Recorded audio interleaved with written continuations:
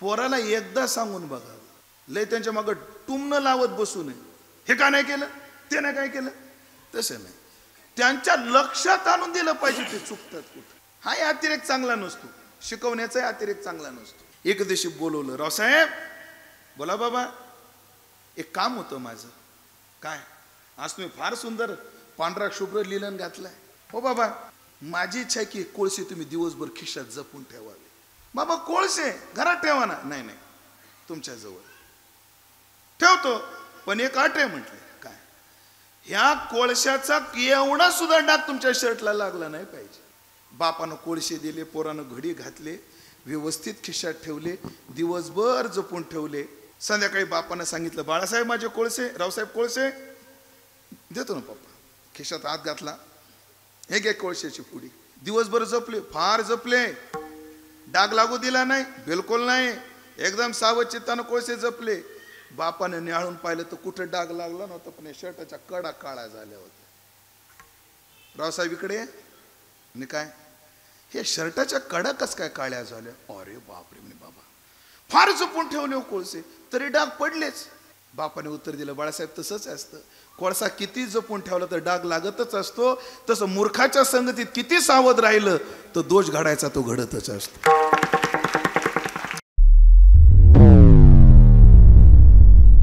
पावन परमात्म्याच्या दरबारात उपस्थित सर्व भाविक सज्जन, वैष्णव गुणीजन महाराज मंडळी यांच्या पावन उपस्थितीमध्ये आपल्या श्री क्षेत्र रावळगावामध्ये गेल्या 119 वर्षापासून संपन्न होत असणारा भक्ती उत्सव वैकुंठवासी भाऊराव महाराज यांच्या कृपा आशीर्वादाने, सर्व ग्रामस्थ मंडळी यांच्या सहकार्याने, आदरणीय वासुदेव महाराज अधिकृत महाराज मंडळी यांच्या नेतृत्वाने, सर्व कार्यकर्त्यांच्या अथक परिश्रमाने 119व्या वर्षी हा भक्ती उत्सव मोठ्या आनंदात संपन्न होतो आहे.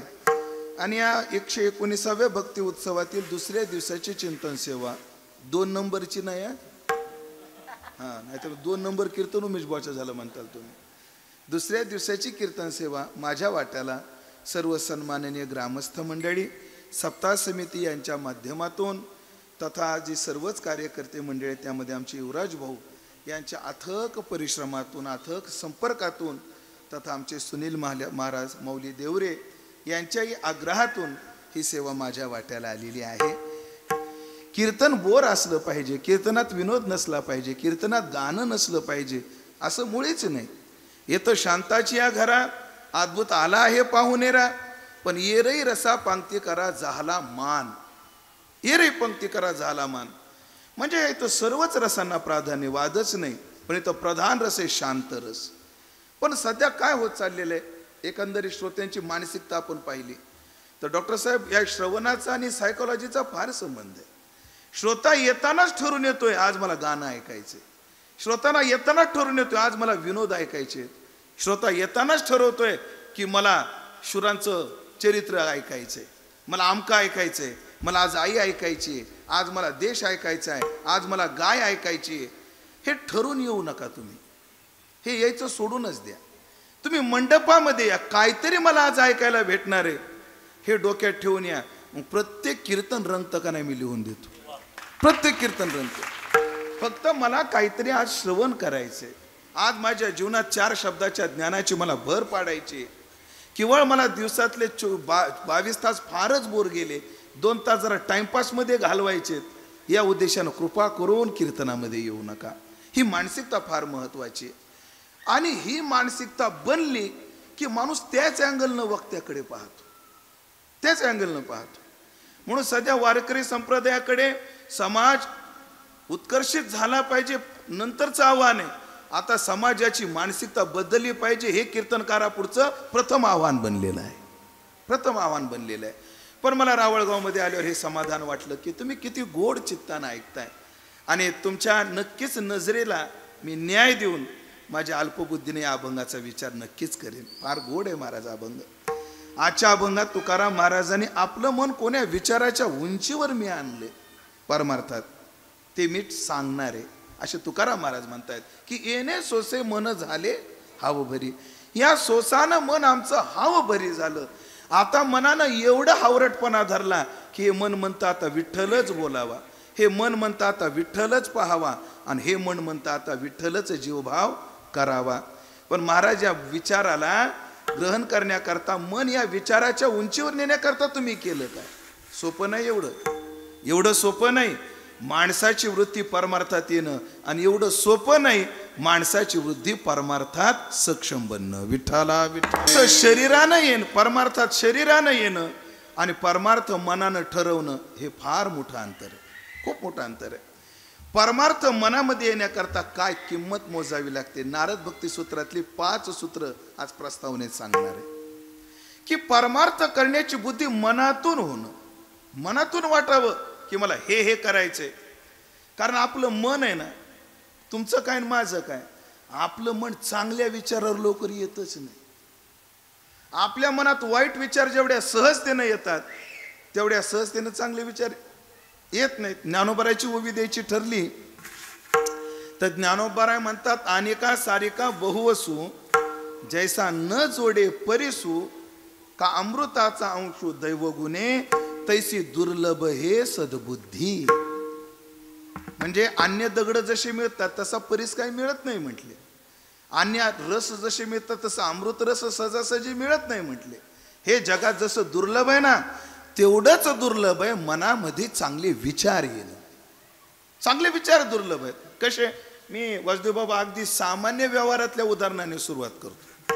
एकदम सुरुवात सामान्य विचारानं. म्हणजे अध्यात्मातला विचार म्हणजे त्या सद्विचाराचं लक्षण ज्ञानोबारायांनी केलं. जी या परमात्माची अवधी जैसा गंगेसी उदधी निरंतर, जशी गंगा सदैव समुद्रालाच जाण्याचा विचार करते, तद्वत ज्याची बुद्धी सदैव परमात्म्यालाच मिळण्याचा विचार करते त्याला सद्बुद्धी म्हटले ज्ञानोबारायांनी. त्याचा आपण नंतर विचार करू, पण सुरुवातीला सामान्य व्यवहारातला सद्विचाराचा विचार करू. मनात चांगले विचार येतात का वाईट विचार येतात? तर माणसाच्या मनात चांगले विचार खूप कमी येतात, वाईट विचार खूप येतात. याला उदाहरण असेल, रावळगाव सारखं संपन्न गाव आहे, अत्यंत गडगंज श्रीमंत माणूस, अति श्रीमंत. किती श्रीमंत? 30 डिसेंबरला पेटवलं तर 29 डिसेंबरला इजत. लक्षात आलं? पेटवायचं कधी? 30 डिसेंबरला. तर 20 तर किती? 29 डिसेंबरला. म्हणजे अख्खं वर्ष लागत. गणित लक्षात ठेवा फक्त डोक्यात तुम्ही. एवढा गडगंज श्रीमंत, पण त्याला लेकरू बाळ नव्हतं. नवसा सायास केले, नवसा सायासनं कसं तरी त्याला एक पोरगा झाला. सहसा नवसाची नीट निघत नाहीत. आमचे अनुभव तरी असे, सहसा नवसाची नीट निघत नाही. पण आपल्याला आपल्या कीर्तनातला जो नवसानं पोरगा झाला ना, तो लय गुणी निघाला. वेळ कमी असल्यामुळे 10वीलाही गेला. वेळ कमी आपल्याकडे, लवकर पुढं पळवायचे आपल्याला. कितवीला गेला? 10वीला गेला. 10वीला गेला, 10वीचा निकाल आला आणि पूर्ण नाशिक जिल्ह्यात 1 नंबरनं पास झाला. बापाजवळ आला, पप्पा पप्पा. बापला, बोल बाळा काय? पप्पा निकाल लागला आज 10वीचा. वा वा वा वा. काय निकाल लागला? नाशिक जिल्ह्यात पठ्या 1 नंबर. बापाला आनंद झाला, आपला पोरगा अख्ख्या जिल्ह्यात बोर्डामध्ये 1 नंबरनं पास झाला.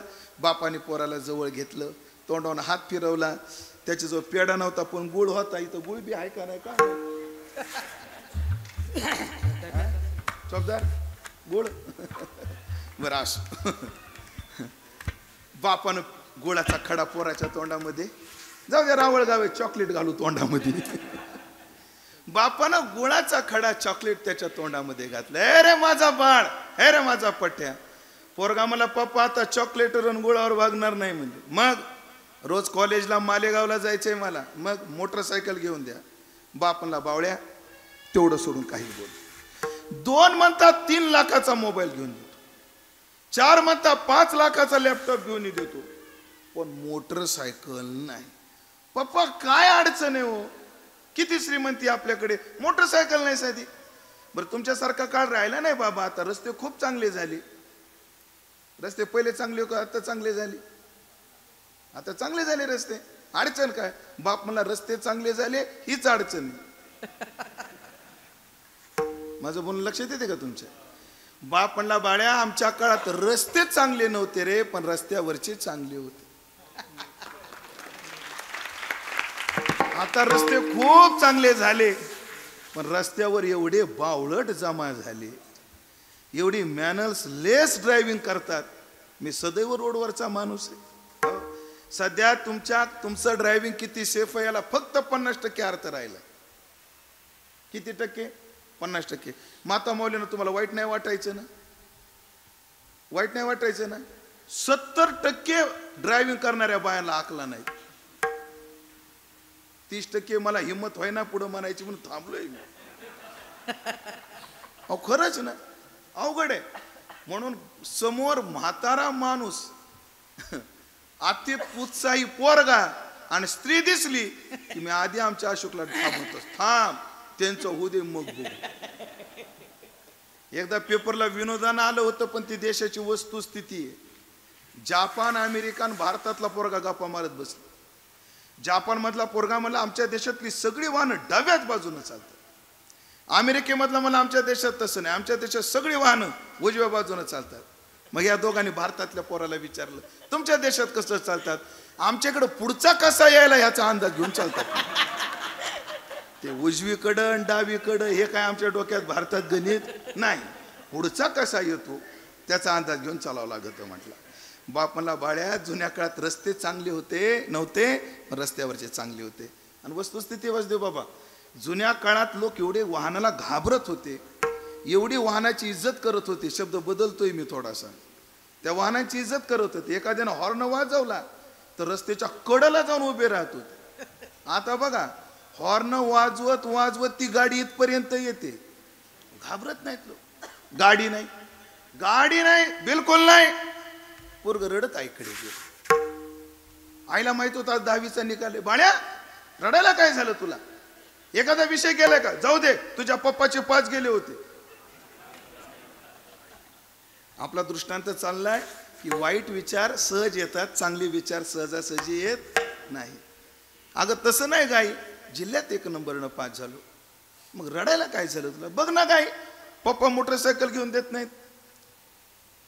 बाळा माझा गुन्हे बाळणं तू. त्यांचं म्हणणं बरोबर आहे, घाबरतात ते. लेकराची समजूत आईला जशी काढता येते तशी बापाला नाही काढता येत. तुकोबराय म्हटले, ऐसे माता जाणे वर्म आणि बाळा वाढविता धर्म. बाळा वाढविता धर्म आणि वर्म ही माता जाणे, बापाला नाही समजत. लेकराची समजूत काढायची. बाळ माझं गोड न तू गुणाचं बाळ काय नाही. जसा आता 10वीला चांगल्या मार्कनं पास झाला ना, 12वीला चांगल्या मार्कनं पास हो.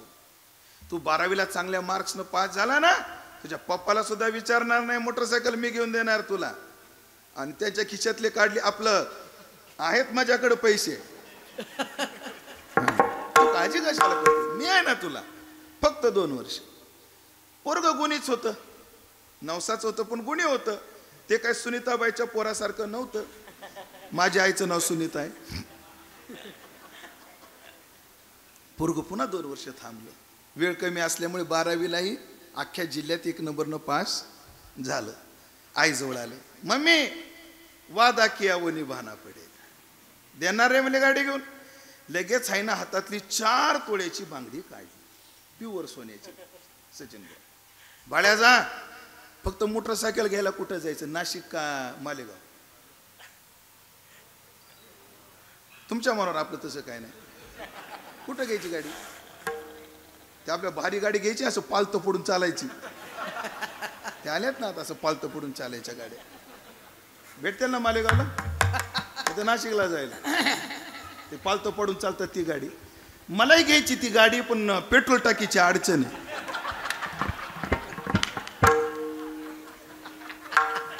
अहो गाडीच्या तुम्ही काय माझ्याकडे बघून अंदाज घ्या? मी गाडीचं सांगतो. डायरेक्ट नाशिकलाच जाऊ मग. नाशिकलाच गेले डायरेक्ट. निघा जा म्हणली नाशिकला. त्या सोनाराला माझं नाव सांग, ह्याचे जो 3 लाख रुपये भेटतील, पाहिजे तशी गाडी घे. ती म्हणे मम्मी तू सोबत चल म्हणे. का? माझं एक स्वप्न आहे, मला मोटरसायकलवर पहिल्यांदा तुला फिरवायचं. पोरगी आई म्हटली बाळा पहिल्यांदा मला फिरवायचंय, नंतर कोणाला फिरवायचंय. ती म्हणे अजून ठरवायचंय, तू गप चल, तू गप चल. आई मुलासोबत गेली. आता वेळ कमी असल्यामुळे गाडीची खरेदी झाली. नाशिकवरून गाडीला किक मारून आई पोरग गाडी चालवत होत, आई पाठीमागे बसली, द्वारकाचा उड्डाण पूल चढले आणि जी सुसाट गाडी पोरानं सोडली 130 आणि 140च्या स्पीड. आई म्हणायची बाळ्या सावकाश चल, बाळू सावकाश चल. एवढ्या कारणाने पप्पा नाही म्हणत होते सावकाश चल, पण पोरग ऐकायच्या मानसिकतेत नव्हतं. आणि नाशिकवरून जोरात याची मोटरसायकल आली आणि इकडून मालेगावकडून एक जोरात ट्रक चालला होता. तिकडून जोरात मोटरसायकल आली, इकडून जोरात ट्रक आला. ट्रक सरळ नाशिकला गेला, मोटरसायकल सरळ रावळगावला निघून आली. तुमच्या मनात जे आलं ना तसं काही झालेलं नाही. संपलं माझा दृष्टांत. खरं सांगा तुमच्या मनात काय आलं होतं. अहो तुम्ही मायलेकाच्या दाव्याची बुंदी पाडून ठेवली होती तुम्ही. आणि ह्या बायानं कमेंट द्यायला सुरुवात बी केली. यालाच म्हणतात तैसी दुर्लभ हे सद्बुद्धी विठाला. ऐका, चांगले विचार मनात येणं सोपी गोष्ट नाही, फार दुर्लभ गोष्ट आहे. मी तुम्हाला सुरुवात म्हटलं व्यवहारानं केली. परमार्थाचं आमच्या मनानं देवाचा जप केला पाहिजे, देवाचं दर्शन घेतलं पाहिजे, आम्ही गाथा वाचला पाहिजे, आम्ही ज्ञानेश्वरी वाचली पाहिजे. हे मनात येणं एवढं सोपं नाही, एवढं सोपं नाहीये. त्याकरता काय करावं लागतं मी तुम्हाला नारद भक्ती सूत्रातले काही सूत्र सांगणार आहे. ऐका. तस्य साधनाने गायन्ति आचार्या. नारदजी म्हणतात अंतःकरणात भक्ती प्रेम निर्माण होण्याकरता अनेक साधना आहेत असं आचार्यांनी सांगितलेलं आहे. ज्यांनी जीवनामध्ये भक्तीचं अनुष्ठान केलं ना त्यांनी उपाय सांगितले. अंतःकरणात भगवत प्रेम निर्माण होण्याकरता काय करावं लागतं. रविबुवा पहिलं सूत्र आहे दुस्संग सर्वथैव त्याज्य. ज्याला अंतःकरणात भक्ती करण्याची इच्छा निर्माण व्हायची आहे त्यांनी सगळ्यात आधी एक केलं पाहिजे म्हणे मूर्खाची संगती टाकली पाहिजे. दुसंग सर्वथैव शब्द लय गोड आहे. सर्वथैव म्हणजे सर्व तथा एव कायम कोणाच अंगानं नाही. काय काय लोक म्हणतात महाराज मी लाव काव तुम्ही त्यांच्या संगतीत राहता, मूर्ख माणूस आहे तो. नाही हो महाराज, व्यवहार चालवण्याकरता राहावं लागत. शब्द काय लोकांचा, व्यवहार चालवण्याकरता राहावं लागतं. पण मग आमचे श्री गुरु चंद्रशेखर महाराजाला दृष्टांत देतात, एवढा गोड दृष्टांत आहे. एक बोलू का, तुमचं व्यवहारातलं लाखाचं नुकसान होऊ द्या पण आयुष्याचं नुकसान करण्याकरता मूर्खाची संगत करू नका. हो, कारण संसारात निघालेली झीज आज न उद्या भरून काढता येते, पण परमार्थात झालेली हानी ही लवकर भरून काढता येत नसते. भरताकडून एक चूक घडली तर चूक दुरुस्त करायला 3 जन्म लागले, ध्यानात ठेवा. एकच चूक घडली राजा भरताकडून. काय झालं, हरणाला वाचवलं चांगलं केलं, वाढवलं चांगलं केलं, पण मी वाचवण्याचं ममत्व धारण केलं. एवढी छोटी चूक भारताला सुधारण्याकरता किती जन्म लागले अण्णा, 3 जन्म लागले, 3. म्हणून परमार्थातली हानी लवकर भरून निघत नाही बुवा, निघत नाही. व्यवहारातली हानी यावर्षी टमाट्यात गेलं तर पुढच्या वर्षी बटाट्यात निघल, बटाट्यात निघालं तर शेंगात निघल, कशात तरी निघल. म्हणून फार जपून राहावं लागतं. व्यवहाराचं किती नुकसान होऊ द्या. दृष्टांत लय गोड आहे, जीव लावून ऐका. आणि तुम्ही ऐकताय म्हणूनच सांगतो. एक हिऱ्याचा व्यापारी होता, फार त्याचा जम बसला होता हिऱ्याच्या व्यापारामध्ये. म्हणजे तो सुरतला जरी गेला आणि मुंबईला मुंबादेवीला जवेरी बाजारात जरी गेला तर लोक कुठून पुढचे द्यायचे, एवढा त्यांना रुतबा आपल्या व्यापारानं हिऱ्यामध्ये कमवला होता. आता प्रत्येक बापाला वाटतं की आपला वारसा पुढे चालला पाहिजे. हो, डॉक्टराला वाटतं आपला पोरगा डॉक्टर झाला पाहिजे, वकिलाला वाटतं आपला पोरगा वकील झाला पाहिजे, पुढाऱ्याला वाटतं आपलाच पोरगा पुढारी झाला पाहिजे. आहे ना, वाटतं. फक्त महाराज लोकाला का वाटत नाही हा मला मोठा प्रश्न आहे. असो,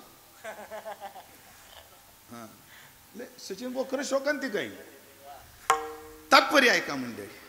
विचार सांगत होतो, त्याला वाटायचं की आपल्या पोराने व्यापार करावा आणि पोरगा उतरला व्यापारात, खूप चांगला व्यापार केला. पण म्हातारं एवढं मुत्सुद्धी होतं, हुशार होतं, जरी व्यवहार पोराच्या हातात म्हाताऱ्याने दिला तरी पोरांकडे लक्ष म्हाताऱ्याने ठेवलं पाहिजे. कारण काय, पोराजवळ कर्तृत्व असेल पण म्हाताऱ्यांजवळ अनुभव असतो. बरंच कधी कधी उत्साहातलं कर्तृत्व अडचणीत आणतं, त्याला अनुभवाचा मुत्सद्दीपणाच कधी कधी गरजेचा असतो. आता पोरांना वाटतं म्हातारं बडबडच करत राहतं, म्हातारं सांगतच राहतं. तसं नसतं. हा, ज्या गोष्टी ऐकायच्या त्या ऐकल्याच पाहिजे. म्हातारं व्यापारात लक्ष देत होतं, पोराकडं लक्ष देत होतं. एके दिवशी बापानं पाहिलं आपलं पोरग व्यापार चांगलं करते पण मूर्खाच्या संगतीत. एक दिवशी बापानं पोराला जवळ बोलवलं. रावसाहेब, जी बाबा, एक बोलायचं होतं माझ्या मनातलं तुम्हाला. बोला ना पप्पा, काय अडचण आहे बाबा, बोला ना. तुम्ही व्यापार करताना त्या अमक्या अमक्याच्या संगतीत राहता असं मला काल पाहण्यात आलं. हो म्हणे बाबा, राहावं लागतं. तुम्हाला माहिती आहे त्याचं कॅरेक्टर काय? मूर्ख माणूस आहे तो. मी त्याच्यापासून नाही, त्याच्या आज्यापासून ओळखतो. घातक कुटुंब आहे ते, व्यक्ती घातक आहे तो, त्याच्यासोबत राहत जाऊ नका. बाबा तसं नाही, व्यापारात राहावं लागतं. बाबा तुम्ही काळजी करू नका, मी सावध पद्धतीने राहतो. आता दुसरं वाक्य ऐका बरं, ज्येष्ठांकरता. मी बारकांना सांगितलं ना, जसं ज्येष्ठांचं ऐकत जा तसं ज्येष्ठाने बी एक ऐका. हो, पोराला एकदा सांगून बघा, लय त्यांच्या मागं टुमणं लावत बसू नये. हे का नाही केलं, ते नाही काय केलं, तसं नाही. त्यांच्या लक्षात आणून दिलं पाहिजे ते चुकतात कुठं. हाही अतिरेक चांगला नसतो, शिकवण्याचाही अतिरेक चांगला नसतो. बापानं चांगले 8-15 दिवस जाऊ दिले. एक दिवशी बोलवलं. रावसाहेब, बोला बाबा, एक काम होतं माझं. काय? आज तुम्ही फार सुंदर पांढरा शुभ्र लिलन घातलाय. हो बाबा, आवडला तुम्हाला कापड? हो, पुढच्या वेळेस गेला ना मला पण एक शर्टला घेऊन या. बघा बापाची शिकवण्याची पद्धत पहा. मला पण आणा बरं असं कापड. एवढ्या महागाचा घेतलास कान, आता लुटायलाच बसला कान. आम्ही तिघात एक शर्ट घालीत होतो. अरे भेटायला त्याच्या नशिबीनं घालू द्या त्याला, जगू द्या. उद्या त्याच्या जीवनात असा प्रसंग येऊ नये कि जिंदगी से बड़ी कोई सजा नहीं, मेरा क्या जुर्म है मुझे पता ही नहीं, इतने हिस्सों में बढ़ गया हूं मैं, मेरे हिस्से में कुछ बचा ही नहीं. अशी पश्चातापाची लाईफ जगू द्या त्याला. पण बाळासाहेब, खूप रावसाहेब फार सुंदर शर्ट आणला, मला पण आणा. पण एक काम होतं माझं. काय? हे थोडे कोळसे होते. मग माझी इच्छा आहे की कोळसे तुम्ही दिवसभर खिशात जपून ठेवावे.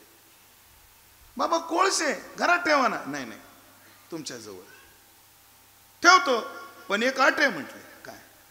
ह्या कोळशाचा एवढा सुद्धा डाग तुमच्या शर्टला लागला नाही पाहिजे. संध्याकाळी माझे कोळसे मला परत द्यायचे, पण एवढा सुद्धा कोळशाचा डाग तुमच्या पांढऱ्या शर्टला लागला न पाहिजे. हो बाबा, मी काळजी घेईल.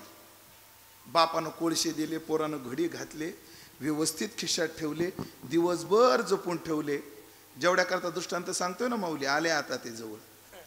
संध्याकाळी बापानं सांगितलं, बाळासाहेब माझे कोळसे. रावसाहेब, कोळसे देतो ना पप्पा. खिशात हात घातला, हे घे कोळशाची पुडी. दिवसभर जपले, फार जपले. डाग लागू दिला नाही, बिलकुल नाही. एकदम सावध चित्तानं कोळसे जपले. बापाने निहाळून पाहिलं तर कुठं डाग लागला नव्हता, पण शर्टाच्या कडा काळा झाल्या होत्या. रावसाहेब इकडे. आणि काय? हे शर्टाच्या कडा कस काय काळ्या झाल्या? अरे बापरे म्हणे बाबा, फार जपून ठेवले हो कोळसे, तरी डाग पडलेच. बापाने उत्तर दिलं, बाळासाहेब तसंच असतं. कोळसा किती जपून ठेवला तर डाग लागतच असतो. तसं मूर्खाच्या संगतीत किती सावध राहिलं तर दोष घडायचा तो घडतच असतो. म्हणून सगळ्यात आधी एक करा, व्यवहार सुधारण्याकरता सुद्धा आणि परमार्थ सुधारण्याकरता दुस्संग सर्व थैव त्याज्या. वैकुंठवासी नतसिंग बाबाचा दृष्टांत आहे. बाबा सदैव माळ घातलेल्या पोरांना दृष्टांत काय द्यायचे माहितीये?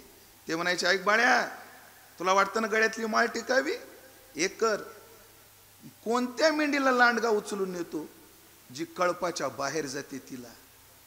जी कळपात राहते ना वाघुरामध्ये, त्यातली मेंढी न्यायची हिंमत लांडग्याची नाही.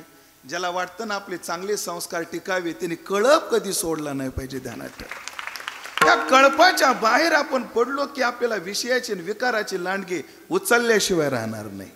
म्हणून नारदाने अंतःकरणात भगवत प्रेम निर्माण होण्याकरता पहिला उपाय सांगितला, दुस्संग सर्व थैव त्याज्या. नारदाने अंतःकरण परमार्थात रत होण्याकरता दुसरा उपाय सांगितला, अव्यावृत भजनात. शब्द काय गोड आहे, अव्यावृत भजनात. सदैव भजन शब्दाचा अर्थ सेवेत राहिलं पाहिजे. मायबापाची सेवा करा, देशाची सेवा करा, धर्माची सेवा करा. जरी तिथे अपेक्षित भजन म्हणजे देवाची संतांची सेवा असली, समाजात देव पाहून सेवा करा, झाडात देव पाहून सेवा करा. माणसानं सदैव सेवेत राहिलं पाहिजे. साधा नियम आपल्याकडे एक मन आहे, रिकाम घर रिकाम मन शैतानाचं घर असतं. आपल्या मनाला चांगल्या कामात गुरफटून ठेवलं की ते वाईट विचार करायला शिल्लकच राहत नाही, शिल्लकच राहत नाही. काय गुरुवर्य तात्या, कधी कधी गुरुबद्दल पर्सनल सुद्धा चर्चा करावी लागते. त्यांच्याकडे पाहून आम्ही ब्रह्मचारी राहिलो. आणि मग मी त्यांना विचारायचो, तात्या ब्रह्मचर्य चांगलं टिकवण्याकरता, आपलं जीवन आचार शुद्ध टिकवण्याकरता काय केलं पाहिजे? कारण तुम्ही त्या वयातून आलाय की ज्या वयातून आम्ही चाललोय. हो, संसारिकाला प्रश्न असतो दिवस कसा जाईल, आणि ब्रह्मचार्याला प्रश्न असतो रात्र कशी जाईल. ब्रह्मचारी आश्रम सोपं नाहीये, निष्ठेनं टिकवणं सोपं नाहीये. हो बाबा, ज्या वयातून आम्ही चाललोय, ज्या अडचणी आम्हाला दिसतायत, त्या अडचणीतून तुम्ही गेला, काय केलं ह्याच्यासाठी? तेव्हा माझ्या गुरुजीने सांगितलं, ब्रह्मचार्याने कधीच एकट्याने एकांतात राहायचं नाही, सदैव ज्येष्ठांच्या सहवासात राहायचं. काय होतं, ज्येष्ठाच्या सहवासात, चांगल्या महात्म्याच्या सहवासामध्ये राहिलं की वाईट विचार घुसायला संधीच राहत नाही. ज्या दिवशी आपल्याला वाटतं, तुम्ही राजकारणात असा, समाजकारणामध्ये असा किंवा अध्यात्मात असा, आमचा पाय घसरण्याची शक्यता आहे, त्या दिवशी सत्पुरुषाच्या सहवासात जात जावं आणि तेवढा दिवस घालवत जावं. चांगल्या विचारात माणूस गुरफटून राहिलं की वाईट विचाराला संधी मिळत नाही. म्हणून अव्यावृत भजनात हा जो दुसरा उपाय आहे, सदैव सेवेत राहा, चांगल्या विचाराच्या सेवेत राहा. तिसरा उपाय सांगितला, लोके. जेव्हा आम्ही समाजात जातो तेव्हा भगवत श्रवण कीर्तनात, लोकांता जेव्हा आम्ही जाऊ तेव्हा भगवंताचे गुण आणि लीला गाण्यामध्ये वेळ घालवा. अजून एक करा, भगवत कृपा आपलं मुख्यतस्तु, अंतःकरणात भगवत प्रेम निर्माण होण्याकरता मुख्यतस्तु, मुख्य साधन आहे सत्पुरुष सेवनात, सत्पुरुषाच्या सहवासात राहणं. आणि भगवत कृपा लेशादवा, किंवा परमात्म्याची कृपा झाली तर, मूर्खाची संगती सोडली, सत्पुरुषांच्या आपलं सदैव चांगल्या भजनामध्ये राहिला, भगवंताच्या गुण आणि लीलेचं श्रवण केलं, सत्पुरुषांची कृपा झाली किंवा देवाची कृपा झाली की अंतःकरणामध्ये परमार्थाविषयी प्रेम वाढतं, निर्माण होतं. आणि मग ऐका, जेव्हा सत्पुरुष सत्वशास्त्र यांच्या सहवासात अंतःकरण परिप्लुत होतं आणि भक्तिप्रेम प्रतिष्ठित होतं, मग यत प्राप्य, ते जर प्राप्त झालं असता, नारदजी म्हणतात यत प्राप्य तदैव अवलोकयती. मग ते मन त्याचंच अवलोकन करतं, तदैव भाषयती, त्याच्याबद्दलच बोलतं, आणि तदैव चिंतयती, ते त्याचंच म्हणजे परमात्म्याचं चिंतन करतं. जगद्गुरु तुकोबाराने मूर्खाचा त्याग केला, भजनामध्ये राहिले, भगवंताचं गुणश्रवण केलं, सत्पुरुषांची कृपा झाली, देवाची कृपा झाली, आणि आता माझं मन येणे सोसे मन झाले हवं भरी. आमचं मन परमार्थाच्या या उंचीवर गेलं. कोण्या उंचीवर गेलं? आता मन काय करायला लावतं? महाराज ते अभंगाच्या पहिल्या चरणात सांगतात, बोला बा विठ्ठल, पहा बा विठ्ठल, बोला बा विठ्ठल, पहा बा विठ्ठल, बोला बा विठ्ठल, पहा बा विठ्ठल, बोला बा विठ्ठल, पहा बा विठ्ठल, बोला बा विठ्ठल, पहा बा विठ्ठल, बोला बा विठ्ठल,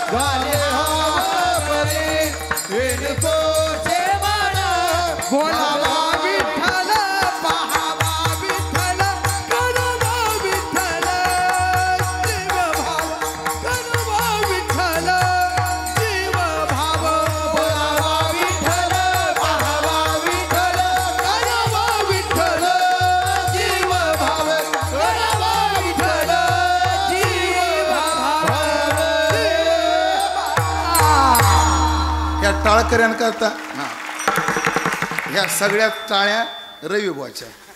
आता माझ्या म्हणण्याने एकदा या टाळकऱ्यांकरता टाळ्या वाजवा.